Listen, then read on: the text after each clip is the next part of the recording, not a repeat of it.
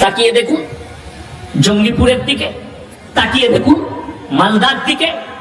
আমি বলেছি সেদিনে, আমরা যে দেশটায় বাস করছি এটা সেকুলার দেশ, প্রত্যেকটা ধর্মের মানুষ তার ধর্ম পালন করবে। আমাদের দেশের হিন্দু ভাইদের একটা পরব আছে রাম নবমী, তেনারা লাইন দিয়ে বেরিয়ে জুলুস বার করে পালন করে, অস্ত্র নিয়ে গান বাজিয়ে। মুসলিমদের অভিযোগ আমার মসজিদের পাশ দিয়ে পেরিয়ে গেছে, মসজিদের সামনে ড্যান্স করেছে, গান বাজিয়েছে। আমার নামাজের ক্ষতি, আমার ইমানের ক্ষতি। আমি ওই মুসলিম জাতির কাছে জানতে চাই যে আমাদের দেশটা সেকুলার দেশ, প্রত্যেকটা ধর্মের মানুষ তারা নিজের নিজের ধর্মকে পালন করবে। একটা হিন্দু ভাই, শিখ ভাই, ইসাই ভাই পালন করবে। সে তোমার মসজিদের সামনে দিয়ে রাস্তা গেছে, সেদিকে পেরিয়ে যাবে, মসজিদের সামনে দাঁড়িয়ে ড্যান্স করুক, তোমার কোথায় কি হয়েছে? যদি বলো আমার নামাজের ক্ষতি, আমার ইমানের ক্ষতি, আমি আপনাকে দেখিয়ে দেবো হুগলি ডিস্ট্রিক্ট থেকে গোটা পশ্চিম বাংলায় চাঁদের রাতে সেই দিন থেকে প্রত্যেকটা গ্রামে, বেশিরভাগ গ্রামে মুসলিমদের যুবকরা ডিজে বাজিয়েছে সারা রাত আর সারা দিন। এই জাতি তোমাদের কাছে আমি জানতে চাই, এটাতে তোমার ইমান কি করে পুক্তা হলো? যদি এটা হারাম হয়, এই হিন্দু ভাই যদি তার ধর্ম পালন করতে গিয়ে তোমার ক্ষতি হয়, মুসলিম ধর্মে গান বাজনা যদি হারাম হয়, তোমার বেটা বিটির বিয়েতে গান বাজনা কি করে জায়েজ হলো? এই জাতির কাছে আমি জানতে চাই। ওই জন্য কষ্ট, ইস ঘর কো আগ লাগি ঘর কি চিরাগ সে। মুসলমান, তুমি তোমার ঘরে নিজের আগুন ধরিয়েছো, তা না হলে আন্দোলনের নামে তুমি ভাঙচুর করবে। কে স্বীকৃতি দিল তোমাকে? আন্দোলন করার অধিকার সব জাতির আছে, সবাই নিজের অধিকারের জন্য আন্দোলন করবে, তার মানে এটা নয় তুমি কারো গাড়ি ভাঙচুর করবে, কারো গাড়িতে আগুন লাগাবে, কারো দোকানপাট লুটপাট করবে, কারো দোকান ভাঙচুর করবে। আমি বলে যাচ্ছি তারা আমার রাসূলের উম্মতি হতে পারে না। আমার ভাই, আমি খুব সূক্ষ্মভাবে বলছি, ধরে নেন ভারতের সব মসজিদ মিটে গেল, ধরে নেন সব মাদ্রাসা মিটিয়ে দিল। ইমানদারির সঙ্গে বলুন তো, আমাদের অন্তর আর দিল দিমাগ থেকে আল্লাহর রাসূলের মহব্বত মেটাতে কেউ পারবে? যদি বলুন না সুবহানাল্লাহ। আর আপনি কোরআনের উপরে বিশ্বাস করেন না? কোরআন সত্য কিতাব না মিথ্যা? সত্য। আর আল্লাহর কসম, আল্লাহ কোরআনে ওয়াদা করেছে, ইন্না নাহনু নাযালনা যিকরা ওয়া ইন্না লাহু হাফিজুন। আমি এই কোরআনকে অবতীর্ণ করেছি, কোরআনের হেফাজতের দায়িত্ব আমি আল্লাহ নিজে নিয়েছি। আমি চ্যালেঞ্জ ছুড়ে বললাম, শুধু আজকে নয়, ইংরেজের বাচ্চারা 200 বছর রাজত্ব করেছে ভারতের মাটিতে। নদীটার নাম হচ্ছে গোমতী নদী, রাজ্যটার নাম গুজরাট। গুজরাটের গোমতী নদীর তীরে এই ইংরেজরা 10 লাখ কোরআনকে ঢেল লাগিয়ে আগুন ধরিয়েছিল।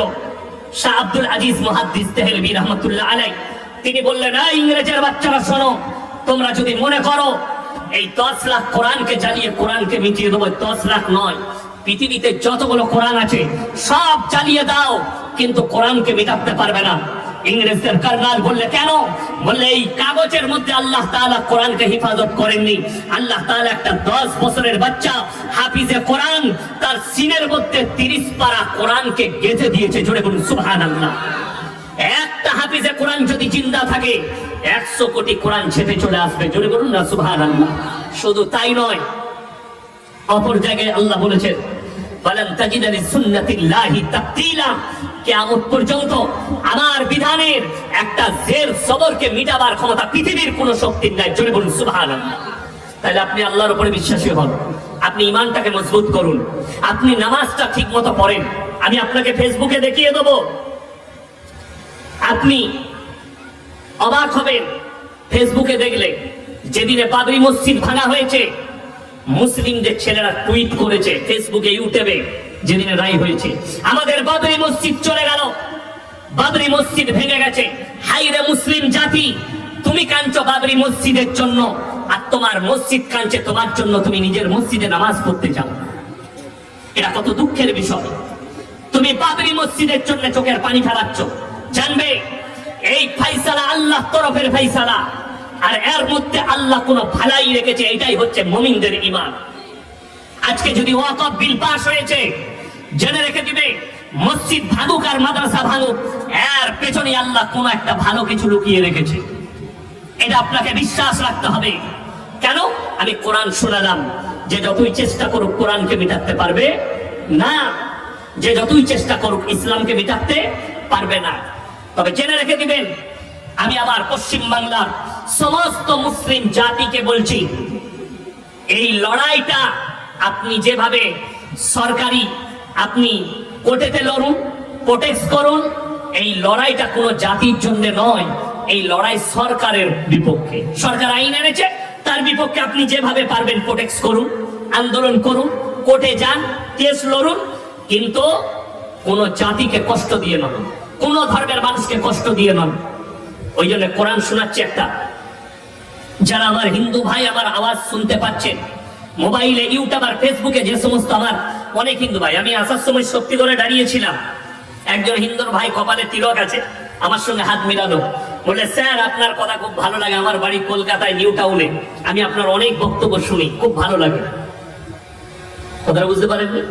কোরআন বলছে ওয়ালা তাসুবুল্লাযীনা ইয়াদউনা মিন দুনিল্লাহ ফায়াসুবুল্লাহ আদওয়ান বিগাইরি ইলম। এই আয়াতের উপরে প্রত্যেকটা মুসলিমকে আমল করতে হবে। আল্লাহ কোরআনে বললেন, তোমরা তাদের দেবদেবীকে গালি দিও না যারা আল্লাহ ছাড়া অপরের ইবাদত করে, তোমরা তার ধর্মকে গালি দিও না, সে অজ্ঞাত অবস্থায় তোমার আল্লাহকে গালি দেবে। ওই জন্যে মুফতি তাকি উসমানী বলেছেন, এখানে যতগুলো আমার ইমাম সাহেব ভাই এসেছেন তাদেরকে আন্তরিকতার সঙ্গে বলছি, শ্রদ্ধার সঙ্গে বলছি, ইমামতির সঙ্গে সঙ্গে একটা করে ব্যবসা করুন। কেন? আপনি যখন ব্যবসা করে আপনার কাছে সম্পদ আসবে, আপনার কাছে পয়সা আসবে, আপনি আপনার চাকরির পরোয়া করবেন না। আমাদের সমাজের লোক মাদ্রাসায় ছাত্রের দিকে দেয় না কেন? ছেলেকে হাফেজ করে না কেন? ছেলেকে মৌলবি করে না কেন? এরা জানে মৌলবি হলে ইমামতি করতে হয়। কে বললো আপনাকে? হাফেজ হলে মাদ্রাসাতে মসজিদে থাকতে হবে। কে বললো আপনাকে? আমার আব্বাজির একজন ছাত্র আছে মেদিনীপুরে, অনেকগুলো ছাত্র, একজন আছে হাফিজুল ভাই, কাপড়ের ব্যবসা করে বিরাট। মুফতি আব্দুল সালাম সাহেব লাখ লাখ টাকার ব্যবসা করে, আমার আব্বার ছাত্র। আরো সব আছে তমলুকে, অনেক ছাত্র আছে ব্যবসায়ী, গেলে দেখা হয়। জামশেদ ভাই হজ করে এসছে, আল্লাহ পয়সা দিয়েছে। এরকম অনেক ছাত্র আমার আব্বার আছে, ব্যবসা করছে। আপনার নামাজ ওয়াজাকাতা ঠিক থাকবে, সব ঠিক থাকবে, আপনি ব্যবসা করুন। কে বললো আপনার ছেলে হাফেজ হয়ে মাদ্রাসায় থাকতে হবে? না, আপনার ছেলে হাফেজ হয়েছে, ছেলেকে ডাক্তার করুন, মাস্টার করুন, প্রফেসর করুন, ইঞ্জিনিয়ার করুন, আইপিএস করুন, উকিল করুন, ব্যারিস্টার করুন। আজকে বড় কষ্ট লাগে। আপনারা বলুন, দ্বীনি শিক্ষা অর্জন করা ফরজ না ফরজ হয়? ফরজ। 100টা মুসলমানের মধ্যে 80 জনের কাছে দ্বীনি শিক্ষা নেই।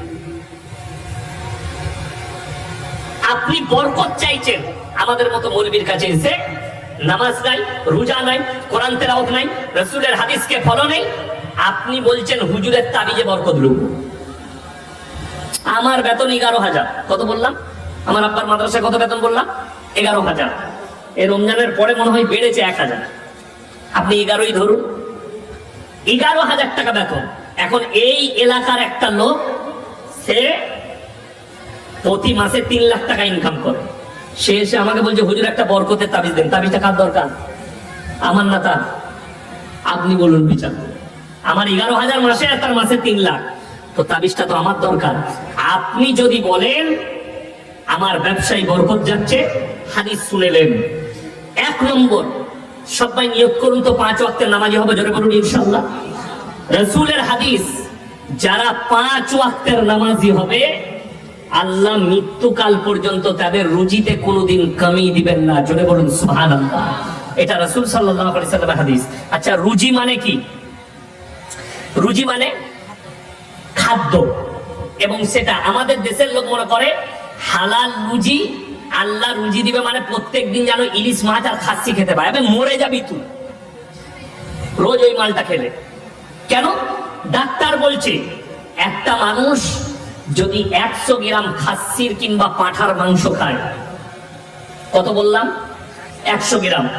ডাক্তার বলছে ওটা হজম হতে 250 মিনিট সময় লাগবে। কত মিনিট বললাম? 250 মিনিট। একটা লোক যদি দিনে রাতে খাসির মাংস পায়, 1 সপ্তাহ পরে দেখবেন মালটা নাই, পটল তুলেছে। কথা বুঝতে পারেননি? হালাল রুজি তার মানে হচ্ছে আপনি দস্তরখানে বসবেন, যে খাবারটাই পাবেন ইজ্জতের সঙ্গে পাবেন। কিসের সঙ্গে? ইজ্জতের সঙ্গে দস্তরখানে। তা না হলে রুজির মালিক উপরওয়ালা, এটা যাদের বিশ্বাস নেই তারা একবার পিজি হসপিটালে যাবেন, টাটা মেমোরিয়ালে চলে যান। কোটি কোটি টাকার মালিক, গলায় ক্যান্সার, খেতে পাই না, পাইপ ভরা আছে, নল ভরা আছে, লিকুইড খাবার যাচ্ছে, লিকুইড খাবার খেতে পাই না। আপনি কি বলবেন তার জন্য? কি ভাববেন তার জন্য? আপনি ভেবে দেখুন। আর আপনি আলু চাষ করেন, লোকের বাড়িতে কাজ করেন, রাতের বেলায় বিবি দস্তরখান বিছিয়ে একটু আপনার জন্য ডাল আলু করেছে, একটা ডিম ভাজি করে দিয়েছে, আর আপনি সেই ডিম ভাজি দিয়ে ভাত খেলেন, ফজর পর্যন্ত বিবির গলায় হাত রেখে ঘুমাতে পেরেছেন। তোমার থেকে দামি সুখী পৃথিবীতে কেউ নয়। তা না হলে কলকাতায় যান, বেশি দূরে নিয়ে যাব না, কোটি টাকার মালিক রাতের বেলায় রাত দুটোই মদের বার থেকে মদ খেয়ে বাড়িতে প্রবেশ করে, দামি সুপা লাগানো আছে, এসে আন্ডারপ্যান্ট পরে সুপার উপরে শুয়ে পড়লো, আর বিবি শুয়ে আছে কুত্তার সঙ্গে, কুকুরের সঙ্গে। সেটা সুখের না আপনি ডাল আলু দিয়ে ভাত খেয়ে সারা রাত বিবিকে জড়িয়ে ধরে শুয়েছেন? এইটা সুখের? আপনি ভেবে দেখবেন কোনটা সুখের। ওই জন্যে আপনি রুজিতে বরকত চান, 5 ওয়াক্তের নামাজ পড়ুন, রাসূলের হাদিস। যদি আপনার ব্যবসায় বরকত চান, যারা প্রত্যেকদিন যে বাড়িতে এশার নামাজের পরে সূরা ওয়াকিয়া তেলাওয়াত হবে, আল্লাহ তাদের মালেতে কামায়ে বরকত দেবেন। জোরে বলুন সুবহানাল্লাহ। কিন্তু দুঃখ, আমাদের মা বোনেরা বছরে একবার কোরআন খুলে রোজার মাসে, ঠিক বললাম না ভুল বললাম? একবার। আর এখন হুগলি ডিস্ট্রিক্ট বলুন, বর্ধমান বলুন, এখন আমাদের মায়েদের একটা বড় রোগ, সেই রোগটা হচ্ছে যে বিকেল বেলায় নামাজ তো নাই, কোরআন তো নাই, প্রত্যেক পাড়ায় একটা করে জায়গা ঠিক করা আছে, 4টা বউ এক কাছে হবে, 5টা বউ, আর গোটা দেশের গীবত গুলো অড়াই করে। হারাম। যে মহিলারা শুনছেন তারা শুনে নেন। আচ্ছা আপনারা বলুন, পর্দা করা ফরজ না ফরজ নয়? ফরজ। পর্দার আর আছে কিছু? রাখতে পেরেছি।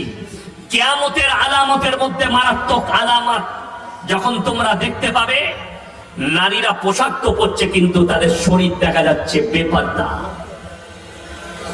বেপর্দা। একটা পালস চকলেটের দাম কত? কথা বলে না? 1 টাকা।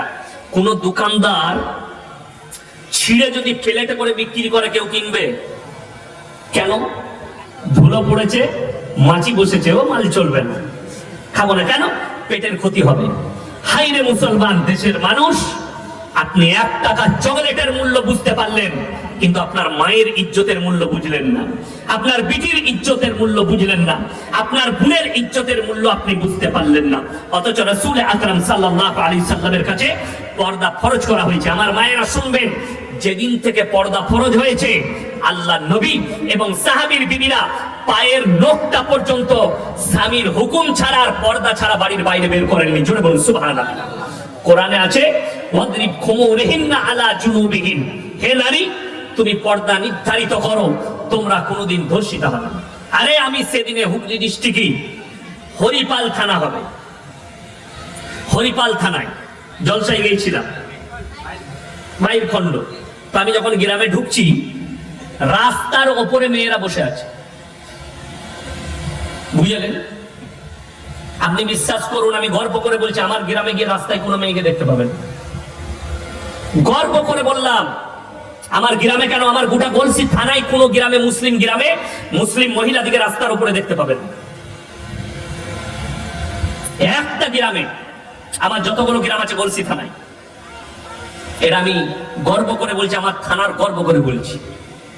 কিন্তু দুঃখের বিষয়, আমি হুগলি ডিস্ট্রিক্টে কয়েকটা গ্রামে প্রবেশ করলাম, রাস্তার উপরে মহিলারা বসে আছে, ঘরের দরজাটা খুলে দিয়ে দরজার উপরে বসে আছে। এর থেকে বড় হারাম কাজ আর কিছু হতে পারে? আমরা মনে করেছি পর্দাটা খালি হুজুরদের কাছে, বিসমিল্লাহ। কার কাছে? হুজুরদের কাছে। ওই জন্য দেখবেন সারা দেশের লোক পেরিয়ে যাচ্ছে, আর কোনো চিন্তা নাই পর্দা। কিন্তু যদি একটা দাড়ি টুপিওয়ালা পেরিয়ে যায়, হুজুর আসছে, মালটা টেনে দিলে। তার মানে কি? হুজুর খালি মরদ আর বাকি সব হিজড়ে।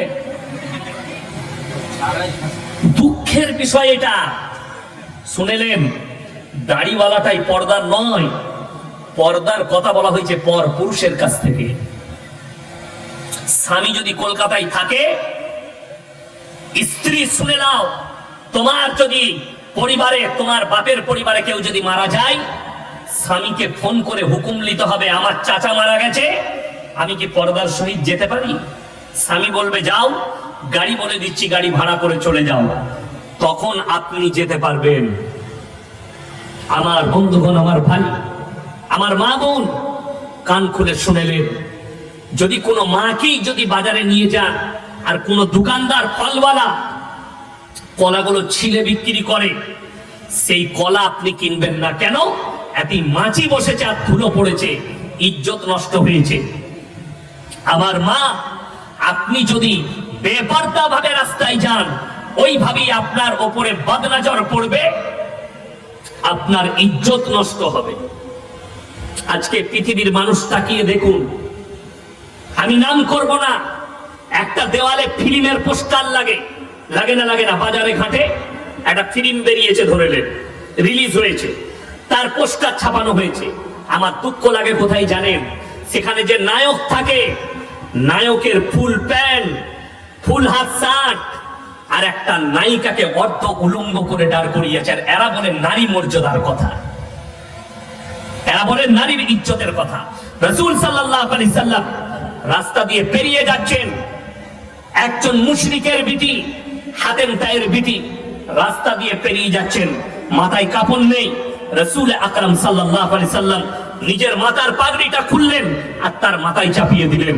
সাহাবীরা বললেন, ইয়া রাসূলুল্লাহ, এটা মুশরিকের বিটি। আল্লাহ নবী ধমক দিলেন, হে আমার সাহাবীরা শোনো, আমি মেয়েদের মাথা ঢাকতে এসেছি, খুলতে আসিনি। জোরে বলুন সুবহানাল্লাহ। নবীজি তার মাথা ঢাকলেন, মুশরিকের বিটির। দেখলেন না এটা কোন ধর্মের মানুষ, কোন ধর্মের মেয়ে। তিনি ইজ্জত করলেন একটা নারীকে, নারী মর্যাদার কথা। আপনি শুনেলেন, একটা মহিলা শুধু একা জাহান্নামে যাবে না, তার স্বামীকে নিয়ে যাবে, তার বাপকে নিয়ে যাবে, তার ভাইকে নিয়ে যাবে, তার মামাকে নিয়ে যাবে। সে একা জাহান্নামে প্রবেশ করবে না, সকলকে টেনে নিয়ে যাবে। কেন বলুন তো? সে অভিযোগ করবে, আল্লাহ আমার ভাই কোনোদিন আমাকে পর্দার কথা বলেনি। সে অভিযোগ করবে, আল্লাহ আমার স্বামী আমাকে কোনোদিন পর্দার কথা বলেনি। সে অভিযোগ করবে, আল্লাহ আমার বাপ কোনোদিন আমাকে পর্দার কথা বলেনি। তখন টেনে নিয়ে গিয়ে তোমাদেরকে জাহান্নামে ভরা হবে। আপনি দাওয়াত দেন আপনার স্ত্রীকে, নামাজ ফরজ, নামাজ ছাড়ো না। আমাদের দেশের সিস্টেম খুব খারাপ। বিয়েতে গেলে ছেলের জন্য মেয়ে দেখতে গেছে, প্রথম প্রশ্ন কি দাঁড়াই জানেন? ছেলের বাপে, মা কতদূর পড়াশোনা করেছে? এরপর সে 8-এ পড়েছে না 9-এ পড়েছে না 10-এ পড়েছে সেই জানে। যাই হোক, একটা বললে যে আমি এতদূর পড়াশোনা করেছি। দ্বিতীয় প্রশ্ন দাঁড়ায় কি, মা কোরআন জানো? জি। মা নামাজ পড়ো? জি। হয়ে গেল, পছন্দ হলো, বিয়ে হয়ে গেল। যেদিন থেকে বিয়ে হয়েছে শ্বশুর শাশুড়ি আর জিন্দেগিতে কোনোদিন খোঁজ নেয় না আজকে বৌমা কোরআন পড়েছো কিনা, আজকে নামাজ পড়েছো কিনা। ঠিক বললাম না ভুল বললাম? তাহলে আপনি কিসের প্রশ্ন? আর মেয়ের বাপের প্রশ্ন, ছেলে কি হচ্ছে না হচ্ছে জানে না, ছেলের টাকা আছে কিনা, ছেলে কি করে। ওই জন্য অনেকজন চাকরিজীবী দেখে বিয়ে দিল, অনেকজন ইন্দ্রমারা বিষ খুঁজে বেড়াচ্ছে। আমি কিছু বলবো না, কেউ চাকরি ছাড়া বিটির বিয়ে দেবো। সব সময় ভাববেন মেয়ের বাপের শর্ত হবে ছেলে দিনদার আর নামাজি কি। আজকে শুনেলেন, কিয়ামতের আলামত শুধু পুরুষ নাই, দাজ্জালের সৈন্য হবে না, মহিলারাও দাজ্জালের সৈন্য হবে। কোন মহিলারা? এখন আপনি যে কোনো একটা সাধারণ মেয়েকে জিজ্ঞেস করুন যে একটা ছেলের সঙ্গে তোমার বিয়ে ঠিক করছি, ছেলেটা 5 ওয়াক্তের নামাজি, মুখে দাঁড়িয়ে আছে, নামাজ জ্বালিয়ে থাকে, আর পয়সা কড়ি আছে, ব্যবসা আছে, না নামাজি ছেলেকে বিয়ে করবো, দাড়িওয়ালা ছেলেকে বিয়ে করবে না। করবে কাকে? শুয়োরের মতো চুল কেটেছে, গাঁজা খায়, মেলা ঘুরে বেড়ায়, ওকে বিয়ে করবে। কেন? ও তো ওকে ফিল্ম দেখাতে নিয়ে যাবে, ও তো ওকে শরীর বার করা কাপড় পরাবে, ওকে বেপর্দা ভাবে ঘুরে বেড়াবে, ওই জন্য ওই ছেলেটাই তার পছন্দ। অথচ মেয়ের বাপের শর্ত রাখা উচিত ছিল, ছেলে কি করে জানি না, কি ব্যবসা আছে জানি না, ছেলে 5 ওয়াক্তের নামাজে কিনা, ছেলের মুখে দাড়ি আছে কিনা। আচ্ছা বলুন তো, দাড়ি রাখাটা নেকির কাজ না দাড়ি কাটাটা? কথা বলে না? দাড়ি রাখাটা 5 বছর আগেকার ঘটনা, মোবাইল খুললে পাবেন, গুগল করলে, ইউটিউব করলে। উত্তরপ্রদেশের সরকার যোগী আদিত্যনাথজি একটা পুলিশ অফিসারকে মুসলিমদের সাসপেন্ড করা হয়েছিল, মুখে এক মুষ্টি এত বড় দাড়ি রেখেছিল। সাসপেন্ড কেন? দাড়ি রেখে ডিউটি করতে পাবে না। তিনি দাড়ি কেটে দিয়ে এসে থানায় ডিউটি জয়েন করেছে। গোটা ভারতের মুসলিমরা যোগীজিকে গালি দিচ্ছে, ইসলামের দুশ্মন, অমুক। আমি বলি, যোগীজি খালি একটা মুসলিম অফিসারকে দাড়ি কাটিয়েছে, তার জন্য যদি তিনি ইসলামের দুশ্মন হয়, তাহলে 80% থেকে 90% মুসলমান যারা সেলুনে বসে নিজে থেকে দাড়ি কাটছে, তারা কার দুশ্মন আমি তোমাদের কাছে জানতে চাই। কথাটা বুঝতে পেরেছেন না পারেননি? একটা পুলিশ অফিসারের দাড়ি কেটে যদি যোগী আদিত্যনাথ জি উত্তরপ্রদেশের মুখ্যমন্ত্রী ইসলামের দুশ্মন হয়, এই 80% মুসলমান নিজে থেকে গিয়ে নিজের দাড়িগুলোকে চেঁচে ফেলিয়ে দেয়, এরা কার দুশ্মন আমি মুসলিম জাতির কাছে জানতে চাই। তোমরা উত্তর দাও। এরা তো আমার রসুলের দুশ্মন, এরা তো সব থেকে ডেঞ্জার দুশ্মন, এরাই তো হচ্ছে আসল দুশ্মন। যারা মুখেতে বলে রসুলকে ভালোবাসি, অথচ রসুলের বিরুদ্ধে আচরণ করছে। যারা মুখে বলে আল্লাহকে ভালোবাসি, আল্লাহর বিরুদ্ধে আচরণ করছে। যারা বলে আমি মুসলিম, অথচ সুদ খায়, অথচ মদ খায়, অথচ গাঁজা খায়। দেখুন জঙ্গিপুরের দিকে তাকিয়ে দেখুন, মালদার দিকে। আমি বলেছি সেদিনে, আমরা যে দেশটায় বাস করছি এটা সেকুলার দেশ, প্রত্যেকটা ধর্মের মানুষ তার ধর্ম পালন করবে। আমাদের দেশের হিন্দু ভাইদের একটা পরব আছে, রাম নবমী। তেনারা লাইন দিয়ে বেরিয়ে জুলুস বার করে, পালন করে, অস্ত্র নিয়ে, গান বাজিয়ে। মুসলিমদের অভিযোগ, আমার মসজিদের পাশ দিয়ে পেরিয়ে গেছে, মসজিদের সামনে ড্যান্স করেছে, গান বাজিয়েছে। আমার নামাজের ক্ষতি, আমার ইমানের ক্ষতি। আমি ওই মুসলিম জাতির কাছে জানতে চাই যে আমাদের দেশটা সেকুলার দেশ, প্রত্যেকটা ধর্মের মানুষ তারা নিজের নিজের ধর্মকে পালন করবে। একটা হিন্দু ভাই, শিখ ভাই, ইসাই ভাই পালন করবে। সে তোমার মসজিদের সামনে দিয়ে রাস্তা গেছে, সেদিকে পেরিয়ে যাবে, মসজিদের সামনে দাঁড়িয়ে ড্যান্স করুক, তোমার কোথায় কি হয়েছে? যদি বলো আমার নামাজের ক্ষতি, আমার ইমানের ক্ষতি, আমি আপনাকে দেখিয়ে দেবো হুগলি ডিস্ট্রিক্ট থেকে গোটা পশ্চিম বাংলায় চাঁদের রাতে সেই দিন থেকে প্রত্যেকটা গ্রামে, বেশিরভাগ গ্রামে মুসলিমদের যুবকরা ডিজে বাজিয়েছে সারা রাত আর সারা দিন। এই জাতি তোমাদের কাছে আমি জানতে চাই, এটাতে তোমার ইমান কি করে পুক্তা হলো?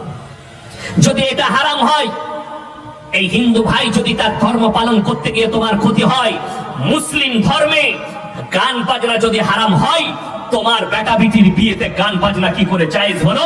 এই জাতির কাছে আমি জানতে চাই। ওই জন্য কষ্ট, ইস ঘর কো আগ লাগি ঘর কি চিরাগ সে। মুসলমান, তুমি তোমার ঘরে নিজের আগুন ধরিয়েছো, তা না হলে আন্দোলনের নামে তুমি ভাঙচুর করবে। কে স্বীকৃতি দিল তোমাকে?